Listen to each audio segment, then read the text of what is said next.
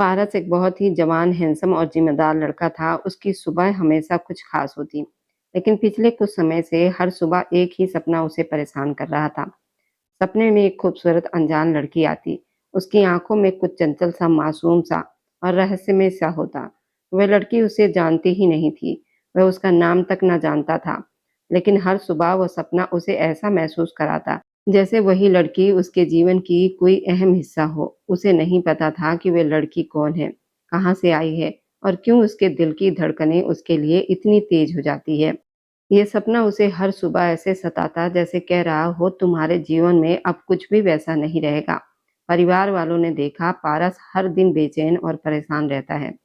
उसकी आंखों में अनकहा दर्द झलकता है। धीरे-धीरे उनका सब्र टूटने लगा। उन्होंने पारस पर दबाव डालना शुरू कर दिया। कहते रहे, बेटा, जो तुम्हारे लिए लिखा है वही अच्छा है। अगर तुम्हारा दिल किसी और के लिए धड़कता है, तो उसे जानने का मौका क्यों नहीं मिलेगा? और फिर हुआ वही, जिसे कोई सोच भी नहीं सकता। परिवार ने फैसला कर दिया कि पारस उसी लड़की से शादी करेगा, जबकि उसने अभी तक उसे देखा तक नहीं था। शादी के दिन वह लड़की सामने आई। उसके चेहरे की चमक, उसकी मुस्कान, उसकी आँखों की गहराई, सब कुछ वही था, जो हर सुबह उसके सपनों में आता। पारस ने जैसे ही उससे बात करने की कोशिश की, लड़की दौड़कर उसके कंधे पर चढ़ गई। पारस का गुस्सा सातवें आसमान पर पहुंच गया। तुम क्या कर रही हो? वह चिल्लाया और झट से उसे उतारने की कोशिश करने लगा। लेकिन लड़की हंस रही थी। उसकी हंसी में कुछ ऐसा था जो पारस के गुस्से को पिघला देता था। उसके हाथ में गुस्से के बावजूद दिल में हल्का सा खिंचाव महसूस हुआ। यही वो सपना था जो हर सुबह उसे बेचैन करता। नींद से उठते ही वो लड़की उसके सामने होती, उसे परेशान करती, उसे अपनी ओर खींचती। लेकिन पारस नहीं जानता था क्यों उसके दिल की धड़कनें उसी लड़की के लिए इतनी तेज हो जाती है, क्यों वह उसकी अनजानी मोहब्बत का हिस्सा बन चुकी थी। ये कहानी यहीं से शुरू होती है, एक ऐसे प्यार की शुरुआत जो सपनों और हकीकत के बीच झूलता है, जो रोमांस, गुस्सा, मासूमियत, जुनून से भरा है। और सबसे बड़ा सवाल, क्या वो लड़की सच में उसकी होगी या सिर्फ उसके सपनों की परछाई है? कहानी अब शुरू होती है। पारस, ये जो आपकी भाभी है ना, मुझे अपना बच्चा नहीं पकड़ाती। कहती हैं कि तुम गिरा दोगी मेरा बच्चा। सालू ने आंसू पोंछते हुए कहा था। पारस पहले ही मन से परेशान बैठा था। उसने तिरछी नजर से सालू की तरफ देखा, जिसमें बहुत ज्यादा बचपना था। अभी भी दो चोटी बनाए हाथ में अपना टेडी बियर पकड़े बच्चों की तरह बात कर रही थी। पारस को वैसे भी अपने पिता पर गुस्सा था, जिन्होंने उसे 8 साल छोटी लड़की से उसकी शादी कराकर उसे कठिन स्थिति में डाल दिया था। वह 26 साल का था और सालू उससे 8 साल छोटी थी। बस कद काठी से ही बड़ी लगती थी, मगर सोच बिल्कुल बच्चों जैसी थी। उसे किसी बात की समझ भी नहीं थी। पारस को जितनी समझदार लड़कियां अच्छी लगती थी, उतनी ही सालू भोली और नादान थी। शादी को 1 साल गुजर चुका था, लेकिन उस सालू को देखकर पारस को कोई भावना ही नहीं जागती थी। और अगर वह सालू के पास आने की कोशिश भी करता, तो वह डर जाती और रोने लगती। पारस और मुकुल दोनों की शादी एक साथ हुई थी और मुकुल की पत्नी पल्लवी एक बेटी की मां बन गई थी। मगर पारस अभी तक सालू के पास आने के लिए तरस रहा था और अब वो जरूर पल्लवी के बेटे को गोद में लेने की कोशिश कर रही होगी। इसलिए पल्लवी ने मना कर दिया होगा, क्योंकि इस भोली सी लड़की का क्या भरोसा कि बच्चे को सच में गिरा ही दे। अब वो पारस से शिकायत कर रही थी और साथ-साथ आंसू भी बहा रही थी। पारस ने एक तीखी नज़र उस पर डाली, फिर अपने लैपटॉप पर काम करने लगा। वह कहने लगी, पारस, मुझे अपना बच्चा चाहिए, मुझे बच्चा ला कर दो। सालू की अगली बात सुनकर वह आश्चर्य से आंखें फैलाकर उसे देखने लगा। सालू, बच्चे दुकानों पर नहीं मिलते समझी, बच्चा ला कर दूं तुम्हें? हटो पीछे, मुझे काम करने दो। सालू ने पारस की कठोर आवाज सुनकर भी कोई परवाह नहीं की। पारस, मुझे नहीं पता, मुझे अपना बच्चा चाहिए, तो बस चाहिए। मेरे साथ अस्पताल चलो। पल्लवी भाभी भी वहीं से बच्चा लेकर आई थी, मुझे भी ला कर दो। पारस ने लैपटॉप बंद कर दिया। अब उस भोली लड़की को कैसे समझाए कि अस्पताल में बच्चे बिकते नहीं हैं। वो बोला, तुम्हें बच्चा चाहिए? पारस ने उसके सुंदर चेहरे की तरफ देखते हुए पूछा। हाँ चाहिए, बल्कि दो चाहिए, फिर मैं भी पल्लवी भाभी को अपना बच्चा नहीं दूंगी। और उठते हुए बोली। पारस उसकी नासमझी पर हल्का सा मुस्कुरा दिया। दो बच्चे चाहिए मेरी बुलबुल को? उसने प्यार से कहा था। हाँ, दो। उसने दो उंगलियां दिखाते हुए कहा। पता है, बच्चा लेने के लिए बहुत कुछ सहना पड़ता है। इतनी आसानी से बच्चे नहीं मिलते हैं। सह लोगी? पारस ने धीरे से उसके कान के पास जाकर धीमी आवाज में पूछा। हाँ, मैं सब कुछ सह लूंगी, बस मुझे बच्चा चाहिए तो चाहिए। पारस ने कहा, चीखोगी तो नहीं? वो बोली, मैं क्यों चीखूंगी? सालू अभी भी समझ नहीं पा रही थी। रोना धोना तो नहीं करोगी ना?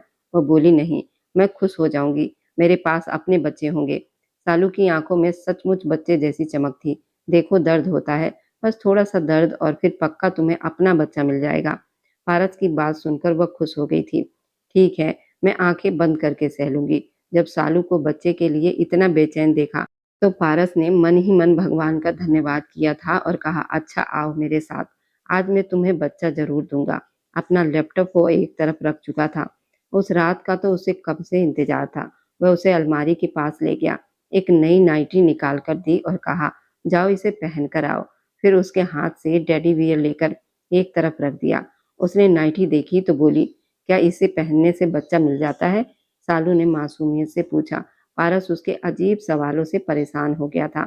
बच्चा चाहिए? हाँ, तो फिर वही करो जो मैं कह रहा हूँ, बिना सवाल पूछे।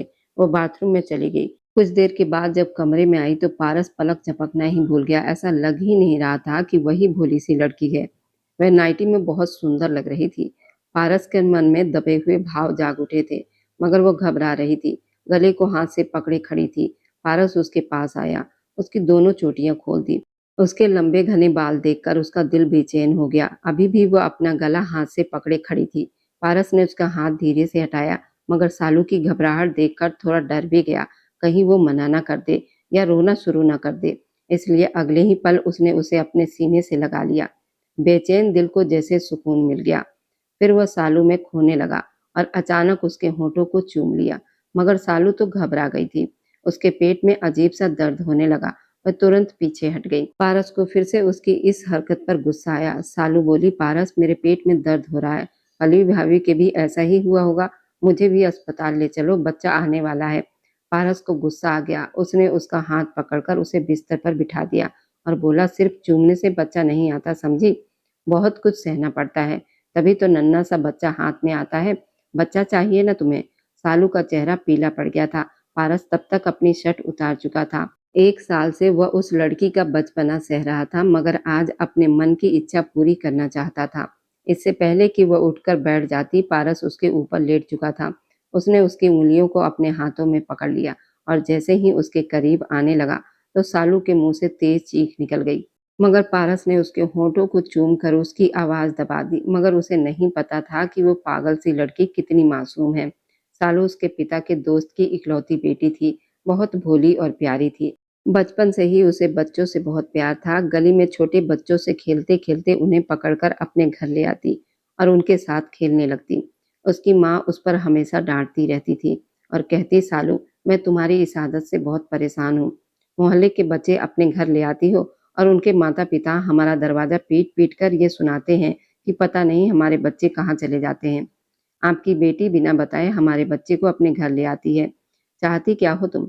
माँ, माँ, मुझे बच्चा चाहिए, सालू ने बड़ी मासूमियत से कहा था। उसकी माँ की तो हैरानी से आंखें फैल गई थी। वो बोली, क्या पागल हो गई हो तुम? फिर बोली, ये जो संभाविका देवी है ना, वह भी मेरी ही उम्र की है और अभी 4 साल पहले भगवान से बच्चा लेकर आई है। अस्पताल जाकर माँ, तुम भी जाओ ना अस्पताल और मुझे एक छोटा सा बच्चा लाकर दे दो। उसकी माँ ने उसे गुस्से से देखा और बोली, हे भगवान, मैं तो तुम्हारी वजह से पागल हो जाऊंगी। दिमाग खराब तो नहीं हो गया है तुम्हारा? अरे ऐसे अस्पताल जाकर बच्चे नहीं मिलते। सालू ने अपना सिर खुजाते हुए सोचा। माँ, ऐसे ही तो मिलते हैं, मैंने पूछा भी था संभाविका आंटी से, वो कहती हैं अस्पताल जाओ तुम्हें बच्चा मिल जाएगा। माँ, जाओ ना अस्पताल, मुझे भी तो बच्चा ला कर दो। कसम से माँ, मैं खुद संभाल लूंगी और फिर मोहल्ले के बच्चों को भी अपने घर नहीं बुलाऊंगी। सालू की माँ ने उसे गुस्से से देखा और बोली, ऐसा करती हो, तेरी शादी कर देती हूँ, फिर भगवान से जितने बच्चे लेने होंगे ले लेना। मेरी क्या उम्र है अब बच्चा पैदा करने की? सालू पढ़ाई में बहुत कमजोर थी। अपनी कक्षा में भी बड़ी मुश्किल से पास होती थी। इसलिए आगे उसने कला का विषय लिया हुआ था, विज्ञान नहीं। बड़ी मुश्किल से 10वीं पास की थी, वह भी 16 साल की उम्र में, और उसके बाद पढ़ाई को अलविदा कह दिया था। उसके कमरे में बहुत सारे खिलौने थे, टेडी बियर और गुड़िया। उसके पिता श्याम सुंदर विदेश में काम करते थे। जब भी विदेश से वापस आते तो उसके लिए ढेर सारे खिलौने लेकर आते। लेकिन सालू को बस छोटे बच्चे बहुत अच्छे लगते थे। वह अपने खिलौने तक मोहल्ले के छोटे बच्चों को दे देती। मोहल्ले में किसी के घर भी बच्चा पैदा होता तो वो भागी दौड़ी वहां पहुंच जाती थी। छोटे मासूम बच्चे को गोद में लेकर उसे गौर से देखती रहती, उसके छोटे-छोटे हाथों को देखती रहती। इन्हीं दिनों मुकुल के ससुराल वालों ने कहा कि उन्हें शादी जल्दी करना है, वह ज़्यादातर इंतज़ार नहीं कर सकेंगे। शादी सिर्फ मुकुल की होनी थी। लेकिन पारस के पिता को जब पता चला कि सालू के पिता श्याम सुंदर विदेश से आए हुए हैं, तो वह उनसे मिलने के लिए अक्सर उनके घर जाने लगे। इस बार उन्होंने श्याम सुंदर को कुछ परेशान देखा, तो पूछने लगे। वो बोले, अब बूढ़ा हो गया हूँ, अकेले कोई काम नहीं होता। अक्सर थक कर आता हूँ तो खाना भी खुद बनाना पड़ता है। सोच रहा हूँ पत्नी को साथ ले जाऊं, लेकिन परेशानी बेटी की है। जिस कंपनी में काम करता हूँ वहाँ पत्नी को तो ले जा सकता हूँ, लेकिन बच्चों को नहीं, वरना मैं सालू को भी साथ ले जाता। बस इसी परेशानी में फंसा हुआ हूँ। तो वो बोले, तो ऐसा करो, सालू की शादी मेरे बेटे पारस से करवा दो। ये सुनकर श्याम सुंदर बोले, अभी वह छोटी है, बस 17 साल की है और इकलौती भी है। उसमें बचपना बहुत ज्यादा है। शादी की जिम्मेदारी मुझे नहीं लगता कि वह निभा पाएगी। वो बोले, तुम चिंता मत करो, तुम्हारी बेटी को मैं सिर आंखों पर बिठा कर रखूंगा। उसे माँ बाप की कमी महसूस नहीं होने दूंगा। शादी तो मैं इसलिए करना चाहता हूँ ताकि लोगों की बातें बंद हो जाए और कोई तुम्हारी बेटी पर उंगली ना उठाए। पारस को मैं समझा दूंगा, वह सालू को बिल्कुल परेशान नहीं करेगा। उस समय पारस की उम्र 26 साल की थी। शादी की इच्छा भी उसे थी। जब उसके पिता ने उसे सालू की तस्वीर दिखाई तो वह कहीं से भी 17 साल की नहीं लग रही थी। वह एक शादी के कार्यक्रम में खींची गई तस्वीर थी, जिसमें उसके बाल खुले हुए थे, सुंदर कपड़े पहने हुए थी और हल्का सा मेकअप भी था।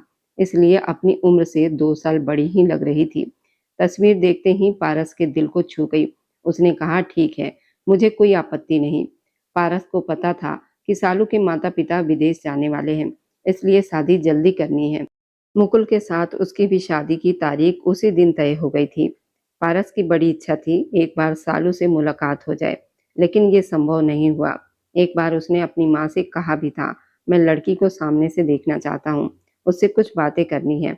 लेकिन उसकी माँ ने साफ मना कर दिया और बोली, पहली मुलाकात शादी के दिन ही कर लेना, बीच में बस 1 महीना ही तो है, कितना अजीब लगेगा कि हम कहें कि हमारे बेटे को चैन नहीं आ रहा, वह और अपनी होने वाली पत्नी से मिलना चाहता है। पारस की माँ ने उसे थोड़ा शर्मिंदा कर दिया था, लेकिन वह ये नहीं जानता था कि उसकी पत्नी इतनी ज्यादा बोलने वाली और नासमझ होगी।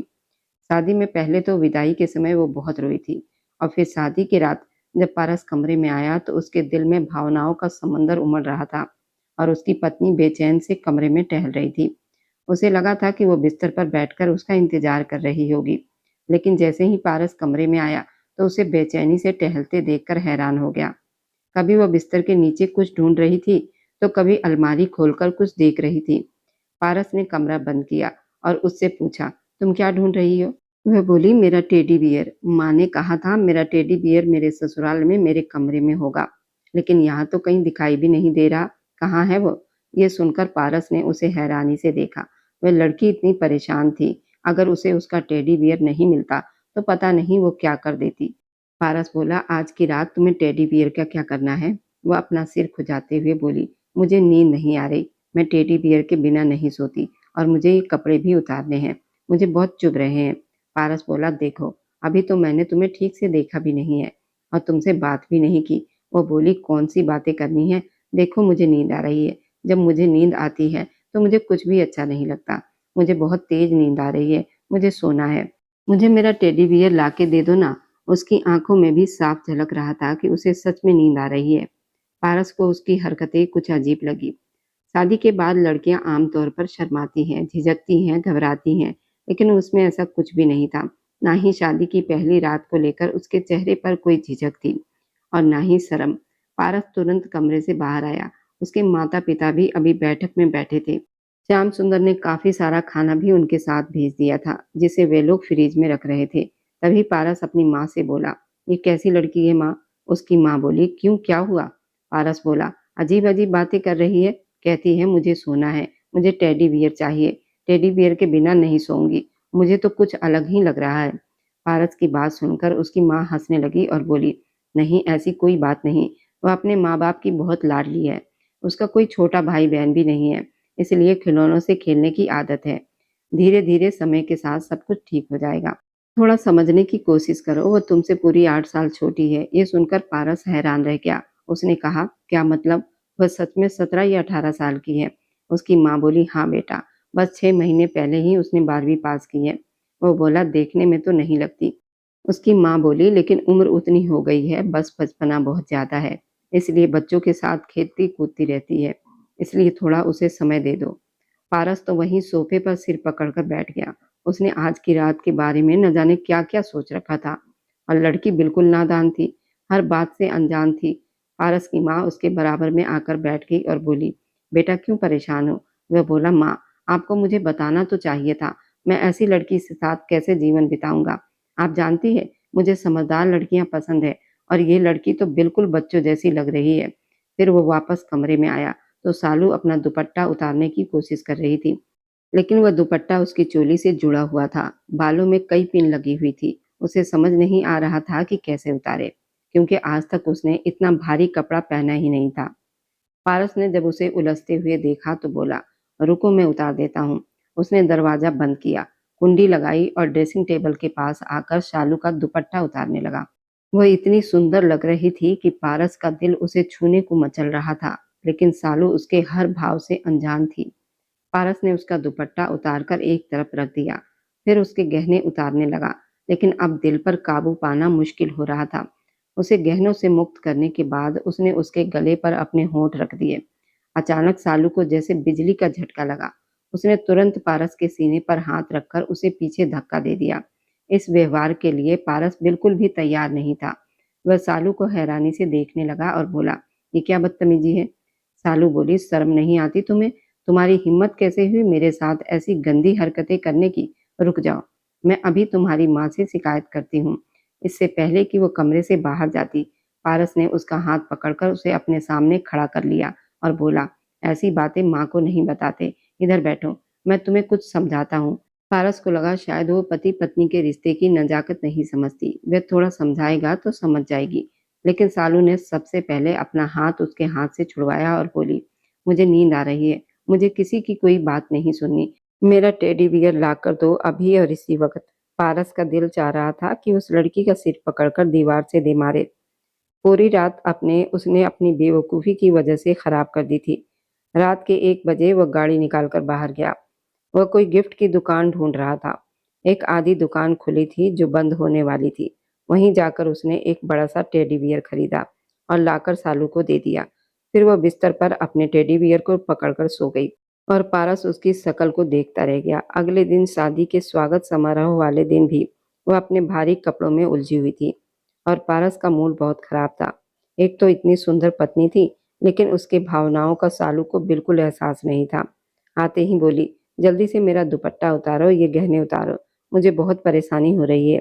पारस तो बस उसकी शक्ल देखता रह गया। आज तो वो पहले ही गुस्से में था। उसने मना कर दिया और बोला, अपने काम खुद करो, तुम्हें मेरे भावनाओं की कोई परवाह नहीं है। कल पूरी रात अकेली सोती रही, पता नहीं मैंने क्या-क्या सोच रखा था। ऐसा भी नहीं होता, कोई लड़की इतनी भी बेवकूफ़ नहीं होती, जितनी तुम हो। गुस्से में उसने ये बात कह दी थी। सालू के माथे पर बल पड़ गए। उसने बड़ी मुश्किल से अपना दुपट्टा उतारा, फिर अपने गहने उतारे और फिर उन्हें वैसे ही ड्रेसिंग टेबल पर पटक दिया। पारस बोला, उठाओ इन्हें और ठीक से समेटकर दराज में रखो और उसे बंद करो। पारस का सख्त स्वर सुनकर बोली, मैं तुम्हारी शिकायत करूंगी, देख लेना। ये कहते हुए वो रोने लगी। माँ ने कहा था तुम्हारा दूल्हा बहुत अच्छा होगा, तुम्हें डांटेगा नहीं, तुम वहाँ बहुत खुश रहोगी। लेकिन तुमने तो मुझे दूसरे ही दिन डांटना शुरू कर दिया। पारस को अपनी गलती का एहसास हुआ। उसने गहरी सांस ली, उसके पास आ गया। वह भी क्या करता, अपने मन की भावनाओं से मजबूर था। उसने उसके आंसू पोंछे और बोला, अच्छा नहीं डांटूंगा। फिर उसके गहने खुद ही डिब्बों में रखकर अलमारी में रख दिए। तब तक सालू अलमारी से अपने आरामदेह कपड़े निकालकर बाथरूम में चली गई। ढीली शर्ट और ढीला पैजामा पहनकर उसे कुछ आराम मिला। हाथ मुंह धोकर जब वो कमरे से बाहर आई तो उसने 2 चोटियां बांधी और फिर अपना टेडी बियर पकड़कर बिस्तर पर लेट गई। पारस की तो जैसे उसे देखकर नींद ही उड़ गई थी। पता नहीं वह इतनी आसानी से कैसे सो जाती थी। वह सालू के पास आकर बोला, कुछ देर बातें कर लेते हैं, लेकिन वह जमाई ले रही थी, नहीं, मुझे नींद आ रही है, कल कर लेंगे बातें। माँ मुझे 9 बजे सुला देती थी, अब तो 1 बज रहा है। वह नींद से बेहाल हो रही थी और उसकी नींद आंखों से पारस की बेचैनी बढ़ रही थी। जब उसका बस नहीं चला तो उसने तकिया ठीक किया और बिस्तर पर ही लेट गया। लेकिन सालू को उसकी कोई परवाह नहीं थी। रात को जब वो गहरी नींद में सो गई तो पारस ने धीरे से उसका टेडी बियर एक तरफ कर दिया। उसका सुंदर चेहरा देखकर उसके दिल में बहुत कुछ चल रहा था। कब तक वो अपने मन को रोकता, इसलिए वो उसके तकिए पर सिर रखकर उसके पास लेट गया और उसे अपनी बाहों में ले लिया। किसी की बाहों में खुद को घिरा महसूस करके सालू की आंख खुल गई। उसे अपने चेहरे पर उसकी गर्म सांस महसूस हुई। उसने तुरंत उसके सीने पर हाथ रखकर उसे पीछे कर दिया था और बोली, पीछे हटो, यहाँ क्या कर रहे हो? पारस बोला, सालू प्लीज मुझे अपने पास आने दो। मुझसे रहा नहीं जा रहा। मुझे इतना तो अधिकार है कि मैं तुम्हारे पास रह सकूं। मेरी मजबूरी समझो। वह कितनी विनती कर रहा था। जैसे ही उसने अपने होंठ सालू के मुलायम होठों के पास ले जानी चाही, वह घबरा गई। इससे पहले कि वह उसे चूमता, सालू बुरी तरह कांपने लगी और जल्दी से अपने होठों पर हाथ रख लिए। पारस ने एक ठंडी सांस ली और बोला, हाथ हटाओ, पति को इतना भी परेशान नहीं करते, चलो हाथ हटाओ। लेकिन वह अपने होठों पर हाथ रख के सर हिलाती रही। पारस ने उसके दोनों हाथ पकड़कर हटाए, लेकिन जैसे ही वो उसे चूमने वाला था, सालू आंखें बंद करके जोर जोर से चिल्लाने लगी, बचाओ बचाओ बचाओ। ये सुनकर पारस पीछे हट गया। वह चिल्लाने लगी, मुझे कोई बचाओ। तभी अचानक दरवाजे पर दस्तक हुई। पारस का तो बस नहीं चल रहा था, इस लड़की के साथ क्या करे। वह क्या जवाब देगा सबको कि ये रात के समय क्यों चिल्ला रही है। बाहर उसकी माँ थी। वह बोली, क्या हुआ, दरवाजा खोलो। सालू ने तुरंत पारस को पीछे किया, जल्दी से उठकर दरवाजा खोल दिया। पारस भी तब तक बिस्तर से उतरकर खड़ा हो चुका था और समझ नहीं पा रहा था कि स्थिति को कैसे संभाले। तभी सालू ने कमरे की लाइट भी जला दी। रोते हुए वह पारस की माँ से लिपट गई और बोली, ये जो मेरा दूल्हा है ना, ये बहुत ही गंदी हरकतें करता है। ये सुनकर पारस की माँ नजरें झुकाकर खड़ी रह गई और पारस इतना शर्मिंदा था कि समझ नहीं पा रहा था कहाँ जाए। उसकी माँ बोली, बेटा क्या हुआ? सालू बोली, ये मेरे साथ, इससे पहले कि वह सब कुछ बता देती। पारस तुरंत अपनी माँ के पास आया और बोला, कुछ नहीं हुआ माँ, आप ऐसा करें, इसे अपने कमरे में सुला लें और इसे थोड़ा समझाएं। अगर मुझे पता होता कि आप लोग मेरे साथ ऐसा करेंगे तो मैं शादी से ही मना कर देता। ये बहुत ही नासमझ लड़की है। ये कहकर वो अपना तकिया उठाया और कंबल उठाकर बाहर चला गया। दूसरे कमरे में जाकर लेट गया। उसका दिल अंदर ही अंदर जल रहा था। दूसरी तरफ सालू रोए जा रही थी। पार्वती ने उसे चुप करवाया। उसे क्या समझाती? सालू तो कुछ समझना ही नहीं चाह रही थी। उन्होंने बहुत कहा कि वह तुम्हारा पति है, अगर तुम्हारे पास आता है तो उसमें कोई बुरी बात नहीं है। लेकिन सालू मानने को तैयार ही नहीं थी।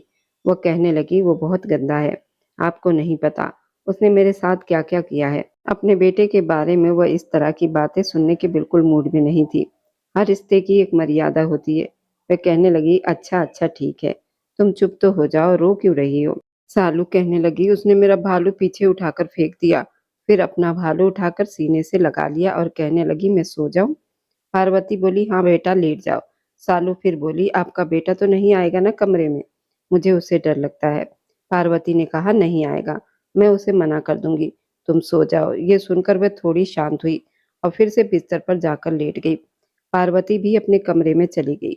सुबह नाश्ते के समय जब पारस दूसरे कमरे से बाहर आया, मुकुल और पल्लवी दोनों उसे देख रहे थे। नाश्ते की मेज पर आते ही मुकुल ने उसे छेड़ा, क्या बात है दूल्हे राजा, ये अलग कमरे का क्या मामला है? पारस पहले ही गुस्से में था। बोला, जब किस्मत खराब होती है ना तो दूसरे कमरे में ही सोना पड़ता है। ये कहकर वो मेज पर बैठ गया। पार्वती उस समय नाश्ता लगवा चुकी थी। उसने कहा, पारस चुपचाप नाश्ता करो। वह चुपचाप बैठ गया, लेकिन अपनी माँ को शिकायत भरी नजरों से देख रहा था। थोड़ी देर के बाद सलवार सूट पहने सालू भी कमरे से बाहर आ गई। पार्वती के पास बैठ गई। पल्लवी बोली, अरे यहाँ क्यों बैठी हो? अपने पति के पास बैठो, उसे नाश्ता करवाओ, बेचारा अकेला ही नाश्ता कर रहा है। वो खुद भी नाश्ता कर रही थी और मुकुल को भी करा रही थी। सालू बोली, मुझे नहीं बैठना उसके पास, ये बहुत गंदा है। पारस की तो रोटी गले में ही अटक गई कि कहीं वो रात वाली कोई बात सबके सामने न कर दे। तभी उसी समय पारस के पिता आकर नाश्ते के लिए बैठ गए। पार्वती ने धीरे से सालू के कान में कहा, बेटा चुपचाप नाश्ता करो, ऐसी बातें किसी से नहीं कहते और सबके सामने तो बिल्कुल भी नहीं कहते। खबरदार जो तुमने किसी से कुछ कहा। सालू के माथे पर सिकन थी, लेकिन उसने चुपचाप प्लेट में सॉस लिया और ब्रेड पकोड़े के साथ खाने लगी। सालू ने नाश्ता किया और उसके बाद घर के लॉन में आ गई।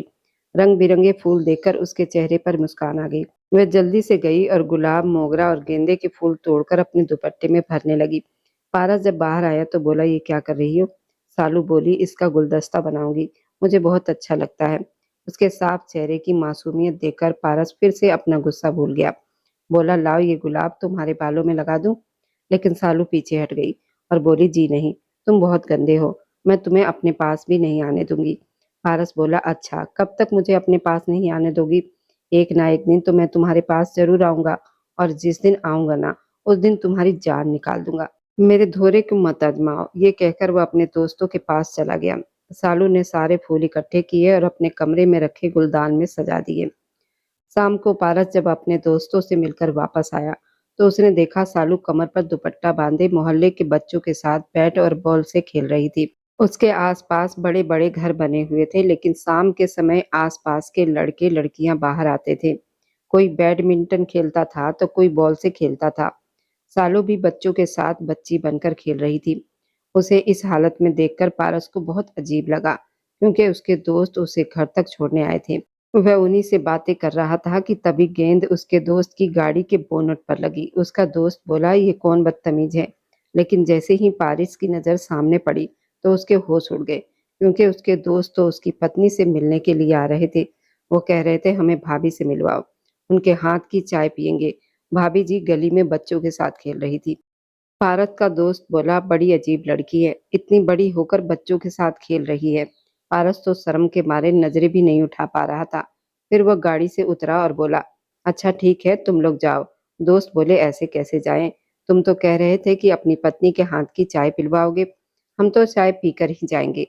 पारस बोला, अभी जाओ यहाँ से, फिर कभी पिलवा दूंगा। शायद वो अपने मायके गई है, पारस ने बहाना बनाया।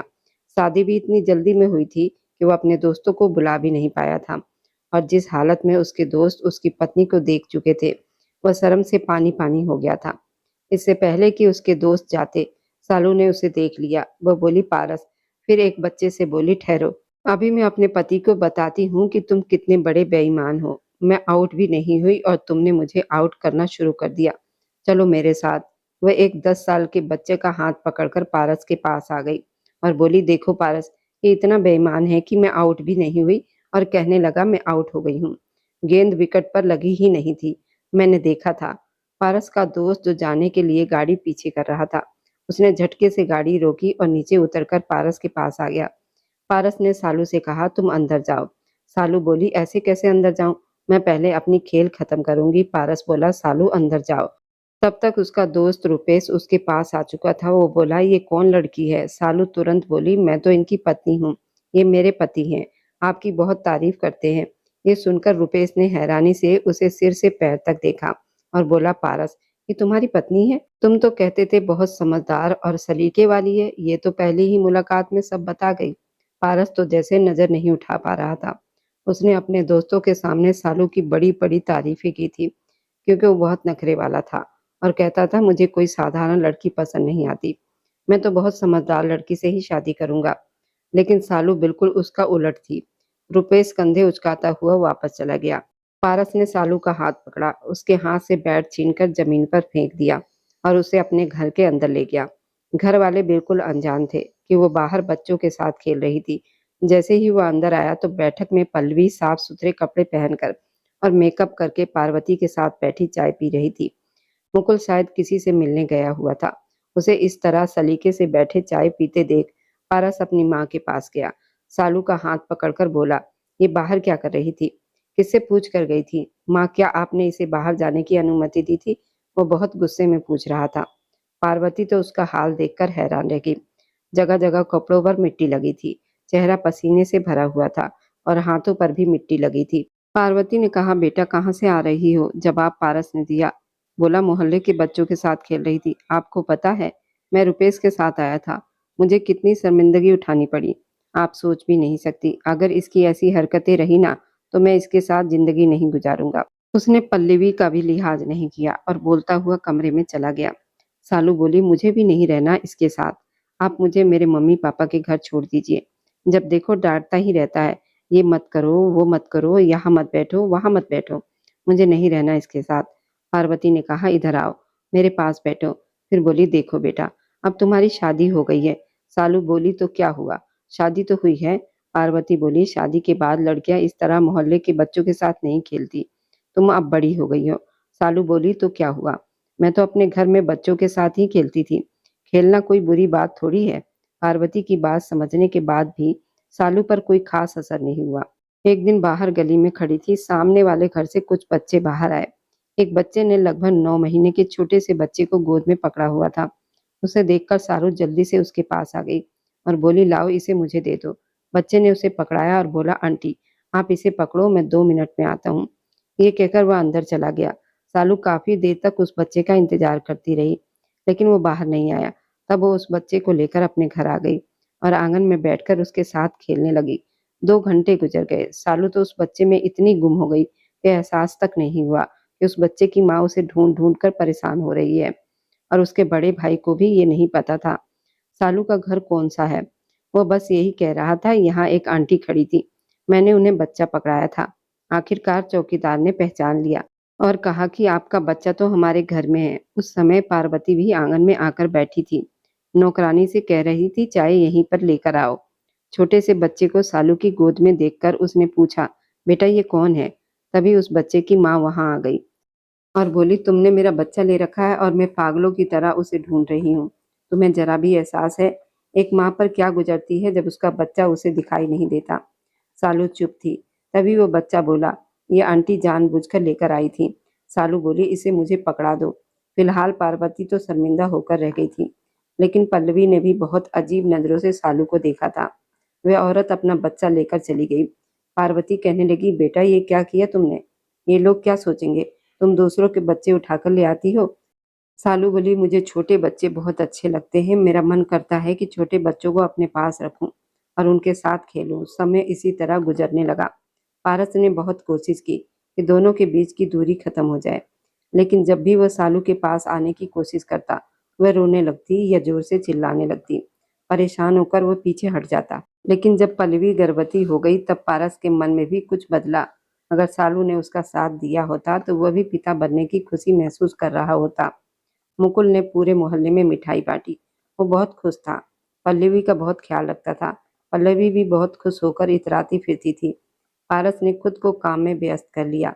अब वो सालू से कुछ नहीं कहता था। घर आता, खाना खाता, फिर लैपटॉप लेकर बैठ जाता। लेकिन जब पल्लवी के यहाँ बेटा हुआ तो सालू की खुशी देखने लायक थी। उसे लगा जैसे भगवान ने उसे एक खिलौना दे दिया हो। अब वो उसी के साथ खेलेगी और बातें करेगी। लेकिन जैसे ही पल्लवी घर आई और सालू ने उसके बेटे को गोद लिया, तो पल्लवी तुरंत बोली, इसे नीचे रखो। ये मेरा बच्चा है, मुझे दो। तुम इसे गिरा दोगी। तुम्हें समझ तो है नहीं। हर चीज को अपने भालू और खिलौनों की तरह समझ लेती हो। खबरदार जो मेरे बेटे को हाथ भी लगाया। पल्लवी ने उसे बहुत बुरी तरह डांट दिया था। इसलिए सालू रोते हुए पारस के पास आई। वह लैपटॉप पर काम कर रहा था। सालू बोली, मुझे बच्चा चाहिए, मुझे भी एक मुन्ना चाहिए। ये सुनकर पारस का 1 साल से रोका हुआ धैर्य टूट गया। आज तो सालू ने खुद कहा था, उसे पता था कि सालू को बच्चे की कितनी इच्छा है। 1 साल में वो समझ चुका था। जहां भी सालू किसी बच्चे को देखती तो पागलों की तरह उसे गोद में लेने के लिए दौड़ पड़ती। कई बार वह उसे मॉल लेकर जाता। अगर वहां कोई बच्चा दिख जाता तो सालू अपनी खरीदारी छोड़कर उस बच्चे की माँ के पास चली जाती और कहती, ये कितना प्यारा है, मैं इसे 2 मिनट गोद में ले लूं। पारस कहता, तुम्हें क्या हो जाता है बच्चे को देखकर? सालू कहती, आपको नहीं पता, मुझे बच्चे बहुत अच्छे लगते हैं। लेकिन उस दिन पारस ने उसकी एक भी नहीं सुनी। उसने सालू के कोमल होठों को पकड़कर उसकी चीखों को रोक दिया। पूरी रात अपनी इच्छा से उसके पास रहा। सालू रोती रही, आंसू बहाती रही। तो पारस कहता, तुम्हें बच्चा चाहिए ना? मैं तुम्हें बच्चा ही तो दे रहा हूँ। फिर तुम छोटे छोटे बच्चों की बातें करना। तुम्हारा बच्चा बहुत प्यारा होगा, बिल्कुल मेरी तरह। आंखें तुम्हारी तरह, छोटे छोटे हाथ, छोटी छोटी आंखें, मासूम सा चेहरा। ये सुनकर सालू को अपनी आंखों के सामने एक बच्चे की तस्वीर दिखने लगती। लेकिन जब पारस की कठोरता सहनी पड़ती तो वह तड़प उठती।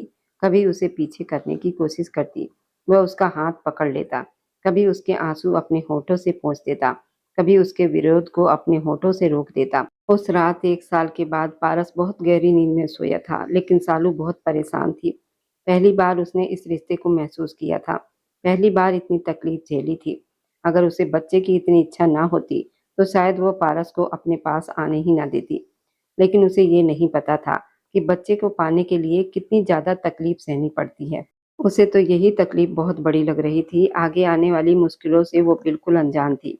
वह थक कर करवट बदलकर सो गई। सुबह सबसे पहले पारस की आंख खुली। अपने पास सालू को देखकर उसके चेहरे पर मुस्कान आ गई, लेकिन उसका मुरझाया चेहरा देखकर उसे पूरी रात याद आ गई। उसके मन में फिर से सालू के लिए प्यार जागा। उसका बिखरा हुआ रूप भी उसे अच्छा लग रहा था। उसने उसके माथे पर प्यार से चुंबन दिया तो सालू घबरा उठी। पारस को अपने पास देखकर तुरंत पीछे हट गई। उसके चेहरे पर डर साफ दिखाई दे रहा था। पारस बोला, क्या हुआ? सालू नाराज होकर बोली, मुझे हाथ मत लगाना। पारस बोला, देखो, जो कुछ हमारे बीच हुआ है वो पति पत्नी के बीच होता ही है। मैंने तुम्हारे साथ कुछ अलग नहीं किया। और खबरदार, जो तुमने माँ या पल्ली भाभी या किसी को भी इस बात का जिक्र किया, ऐसी बातें किसी से नहीं करते। सालू हैरानी से उसे देख रही थी। वो बोली, क्या ये सब लोग ऐसे ही करते हैं? क्या सब लोग अपनी पत्नी के साथ यही करते हैं? क्या मुकुल भैया ने भी पल्लवी भाभी के साथ ऐसा ही किया होगा? उन्हें भी इतना दर्द होगा? आप भी बहुत बुरे हैं, और आपके भाई भी। सालू की भोली बातें सुनकर पारस बस मुस्कुरा दिया। वह बोला, सब ऐसा ही करते हैं, और इसके बाद ही मुन्ना आता है, समझी? सालू के दिल में डर बैठ चुका था। पारस उठकर बैठ गया और अपने दफ्तर के कपड़े खुद ही निकाल लिए, लेकिन सालू की कमर में सच में बहुत दर्द था। पारस नहाकर तैयार हुआ तो उसने सालू को नहाने का तरीका समझाया। कमरे से बाहर चला गया। सब कुछ सालू के लिए नया था। वह उठी, नहाई, कपड़े बदले और फिर कमरे से बाहर आई। पार्वती नौकरानी से नाश्ते के बारे में कह रही थी। उसने सालू से कहा, बेटा तुम नाश्ता कर लो। सालू ने नाश्ता किया। पल्लवी अपने बेटे को गोद में लेकर उससे बातें कर रही थी। सालू चुपचाप जाकर उसके पास बैठ गई। पल्लवी ने भवें सिकुड़ते हुए कहा, क्या बात है? सालू बोली, भाभी, मैं इसे गिराऊंगी नहीं। मैं बैठे बैठे इसे 2 मिनट गोद में ले लूं। मुझे पता है आपने बहुत तकलीफ सहकर इसे जन्म दिया है, इसलिए आप डरती हैं अगर मैं इसे लेकर खड़ी हो जाऊंगी तो ये गिर जाएगा। पल्लवी बोली, हाँ, क्योंकि तुम बहुत लापरवाह हो। तुम्हें नहीं पता बच्चा बहुत कीमती होता है, और एक औरत कितनी तकलीफ सहकर इसे जन्म देती है, ये वही जानती है। सालू बोली, मैं भी जान गई हूँ। इसे मुझे दे दो ना, मैं बहुत संभाल कर पकड़ूंगी और सोफे से उठूंगी भी नहीं। पल्लवी ने सावधानी से अपना बेटा उसकी गोद में दे दिया। उसके हाथ, उसकी आंखें, उसकी मासूम हरकतें देखकर सालू अपनी सारी तकलीफ भूल गई। वह उसके हाथ चूमने लगी और बोली, ये कितना मुलायम है, बिल्कुल टिश्यू पेपर जैसा। पल्लवी बोली, हाँ, बच्चे ऐसे ही नाजुक होते हैं। सालू बोली, रात को इसके रोने की आवाज आ रही थी। पल्लवी बोली, हाँ, ये पूरी रात सोने नहीं देता। सालू बोली, फिर तो आपको बहुत अच्छा लगता होगा ना भाभी? आप पूरी रात इसे लेकर बैठी रहती होंगी और इसे देखती रहती होंगी। पल्लवी बोली, मेरी तो आंखें नींद से भर जाती है। मैं तो मुकुल को दे देती हूँ कि लो अपने बच्चे को संभालो, मुझे सोने दो। पल्लवी का व्यवहार अब थोड़ा नरम हो गया था। कुछ देर के बाद सालू ने बच्चा उसे वापस दे दिया। रात को जब पारस घर आया तो उसने कहा, तुम ऐसे साधारण कपड़ों में क्या कर रही हो? जाओ तैयार होकर आओ। ये सुनकर सालू घबरा गई और बोली, नहीं, कृपया आज नहीं। उसे इतना डरा हुआ देखकर पारस बोला, मैं आज तुम्हें बाहर घुमाने लेकर जाना चाहता हूँ। हम होटल में खाना खाएंगे, चलो तैयार हो जाओ। वह सालू का डर खत्म करना चाहता था। सालू तैयार हो गई। पारस उसे एक अच्छे और महंगे रेस्टोरेंट में ले गया। उसने मेन्यू कार्ड सालू को दे दिया, कहा, तुम खाना चुनो। पारस ने वही खाना मंगवाया जो सालू को पसंद था। फिर वह उसे एक सोने की दुकान पर ले गया और बोला, मेरे लिए कुछ भी पसंद कर लो, मैं तुम्हें दिला दूंगा। उसका लहजा बहुत प्यार भरा था। सालू बोली, मुझे तो बस मुन्ना चाहिए। पारस ने अपनी पसंद से एक सोने का कंगन खरीदा और सालू को पहना दिया। बोला, भगवान वो भी जरूर देगा। उस रात पारस ने सालू से कुछ न कहा और उसके पास भी नहीं आया, लेकिन धीरे धीरे वो उसे अपने पास रखने लगा। जब भी कमरे में आता तो उसे अपने साथ बैठा लेता। लैपटॉप पर काम करता तो उसे सोफे पर अपने पास बैठा लेता। अपना हाथ फैलाकर उसे अपने पास कर लेता। उसका सिर अपने कंधे पर रख लेता। धीरे धीरे सालू को उसके स्पर्श की आदत डलने लगी, लेकिन जब भी पारस उसके बहुत पास आता तो वो घबरा जाती। 1 महीना गुजरने के बाद नवरात्रि के दिनों में सालू की तबीयत खराब हो गई। उसे बहुत उल्टियां होने लगी। पार्वती उसे अस्पताल लेकर गई। डॉक्टर ने बताया वो मां बनने वाली है। ये सुनकर सालू बहुत खुश हुई। पार्वती ने उसका भी वैसे ही ख्याल रखा जैसे पल्लवी का रखा था, लेकिन सालू को ये नहीं पता था बच्चे के आने में समय लगता है। वह हर कुछ दिन के बाद पारस से पूछती, हमारा बच्चा कब आएगा? पारस कहता, बच्चा इतनी जल्दी नहीं आता, इसमें समय लगता है। सालू कहती, मुझसे अब इंतजार नहीं होता। बताओ वो मेरे जैसा होगा या आपके जैसा? पारस हंसकर कहता, तुम्हारे जैसा होगा, बहुत मासूम, थोड़ा भोला। सालू कहती, मैं भोली नहीं हूँ। पारस हंसने लगता, लेकिन जैसे-जैसे समय गुजरने लगा, उसका शरीर बदलने लगा, उसे खुद अजीब लगने लगा। पारस उसके लिए एक बड़ी-सी चादर लाया, बोला, "अब खुद को इसमें ढक लिया करो।" अब उसके पैरों में सूजन आने लगी। रात को पैरों में बहुत दर्द होता, तो वह रोने लगती। पारस उठकर बैठ जाता, पूछता, "क्या हुआ?" सालू कहती, "मेरे पैरों में दर्द है, सहा नहीं जा रहा।" पारस उठकर उसके पैर दबाने लगता। उसकी आंखें नींद से भरी होती, फिर भी वह उसके पैर दबाता रहता और कहता, "तुम सो जाओ।" आहिस्ता-आहिस्ता सालू के दिल में भी पारस के लिए प्रेम जागने लगा था। पारस उसका बहुत ध्यान रखता था, अपनी नींद की भी परवाह नहीं करता था। केवल सालू की ही जिंदगी नहीं बदली, पारस की जिंदगी भी बदल गई थी। अब उनके कमरे में छोटे-छोटे बच्चों की तस्वीरें लगने लगी। जब 7वां महीना शुरू हुआ, तब पारस उसे बच्चे की सारी खरीदारी कराने ले गया था। वह जिन कपड़ों पर हाथ रखती, पारस वही खरीद कर लाता। वह जिन खिलौनों को पसंद करती, वह भी ले लेता। लेकिन 9 महीने बीतने के बाद सालू की हालत पूरी तरह बदल चुकी थी। उसे अपना शरीर बहुत अजीब लगता था। करवट लेना तक मुश्किल हो गया था। अब उसे समझ आ रहा था कि बच्चा होना क्या होता है। अस्पताल जाकर बच्चा मिल जाना ही सब कुछ नहीं होता। संतान का सुख क्या होता है, ये शायद एक औरत को तभी समझ आता है जब वो इन सब चरणों से गुजरती है। बच्चा जन्म लेने से पहले ही माँ को अपने बच्चे से प्यार हो जाता है, क्योंकि वो उसकी हर हरकत को अपने अंदर महसूस करती है। और सालू भी इन सब भावनाओं से गुजर रही थी। संतान के जन्म से पहले ही एक माँ की कुर्बानियाँ शुरू हो जाती है। उसे वही खाना पड़ता है जो बच्चे की ज़रूरत के अनुसार उसके मन में आता है, चाहे वह कितनी भी थकी हो। लेकिन बच्चे की हलचल होते ही उठ बैठती है। 9 महीने पूरे होने के बाद जब प्रसव का दर्द उठा तो सालू को लगा वह अब मर जाएगी। पारस की भी जान जैसे निकल गई थी। उसकी दर्द भरी चीखें सुनकर वो बहुत घबरा गया। वह जल्दी से अपनी माँ पार्वती को कमरे में ले आया। पार्वती और पल्लवी ने सालू को सहारा देकर गाड़ी तक पहुंचाया। पार्वती पिछली सीट पर बैठ गई। रास्ते भर पारस बार-बार उसका हाथ पकड़ रहा था और कह रहा था कि तुम्हें कुछ नहीं होगा, सब ठीक हो जाएगा। लेकिन सालू कह रही थी, नहीं, मैं मर जाऊंगी। आपको नहीं पता मुझे कितना दर्द हो रहा है। मुझे लग रहा है आज मैं मर जाऊंगी। पार्वती के हाथ में माला थी, वो भगवान का नाम जाप कर रही थी। वो कह रही थी, बेटा कुछ नहीं होगा तुम्हें। सालू बार-बार पारस का हाथ जोर से पकड़ लेती थी ताकि अपने दर्द को सह सके। पारस एक हाथ से गाड़ी चला रहा था, दूसरा हाथ सालू के हाथों में था। अस्पताल पहुंचकर उसने तुरंत उसे व्हीलचेयर पर बिठाया और लेबर रूम तक ले गया। उसके बाद उसके मन में अजीब-अजीब डर उठने लगे। वो भगवान से प्रार्थना कर रहा था कि उसकी पत्नी और बच्चा दोनों सुरक्षित रहे। कुछ देर के बाद डॉक्टर बाहर आए, लेकिन उनके चेहरे पर गंभीरता थी। ये देखकर पारस की जान जैसे अटक गई। वह तुरंत उनके पास गया और घबराकर पूछा, मेरी पत्नी और बच्चा ठीक है ना? डॉक्टर ने कहा कि आपको बेटा हुआ है और वो बिल्कुल ठीक है। लेकिन सालू, ये सुनते ही पारस घबरा गया और बोला, मेरी पत्नी को क्या हुआ है? डॉक्टर ने कहा कि ऑपरेशन के समय वो बेहोश हो गई थी और अभी तक होश में नहीं आई है, जबकि आमतौर पर महिलाएं जल्दी होश में आ जाती हैं। तभी एक नर्स छोटे से बच्चे को लेकर आई और उसने बच्चे को पारस की गोद में दे दिया। बच्चे को देखकर पारस की आंखों से आंसू बहने लगे। सालू को बच्चे का कितना शौक था और आज वह खुद बेहोश पड़ी थी। वह बहुत परेशान हो गया। उसने बच्चे को प्यार किया और पार्वती के गोद में दे दिया। उसकी आंखों से आंसू रुक नहीं रहे थे। वह डॉक्टर से बार-बार कह रहा था, कृपया किसी तरह मेरी पत्नी को होश में ले आइए। डॉक्टर ने कहा, हमने पूरी कोशिश कर ली है। हमें डर है, कहीं वो कोमा में न चली जाए। पूरी रात गुजर गई। सुबह हो गई। बच्चे को दूध भी पार्वती ने पिलाया। मुकुल और पल्लवी भी अस्पताल पहुंच चुके थे। पारस के पिता भी आ गए थे। सभी को सालू की चिंता थी, क्योंकि उसे अभी तक होश नहीं आया था। बाद में डॉक्टरों ने उसे कमरे में शिफ्ट कर दिया। कहा कि शायद वो कोमा में चली गई है। ये सुनकर पारस का हौसला टूट गया। वह रोने लगा। उसने सालू का हाथ अपने दोनों हाथों में लिया और बोला, सालू, कृपया आंखें खोलो, देखो भगवान ने हमें कितना प्यारा बेटा दिया है। बिल्कुल तुम्हारी तरह है। उठो ना, ऐसा नहीं करते। देखो तुम्हारा बेटा तुम्हें देखने के लिए कितना बेचैन है। पारस की आंखों से लगातार आंसू बह रहे थे और कमरे में मौजूद सभी लोगों की आंखें भी नम थी। बच्चा भी रो रहा था। पार्वती की गोद में भी शांत नहीं हो रहा था। लेकिन सालू गहरी नींद में पड़ी थी। बस उसकी सांसें चल रही थी। धीरे धीरे समय बीतता गया। पारस के माता पिता मुकुल और पल्लवी घर लौट गए थे। बच्चा भी पार्वती अपने साथ ले गई थी। लेकिन पारस अस्पताल में ही रहने लगा था।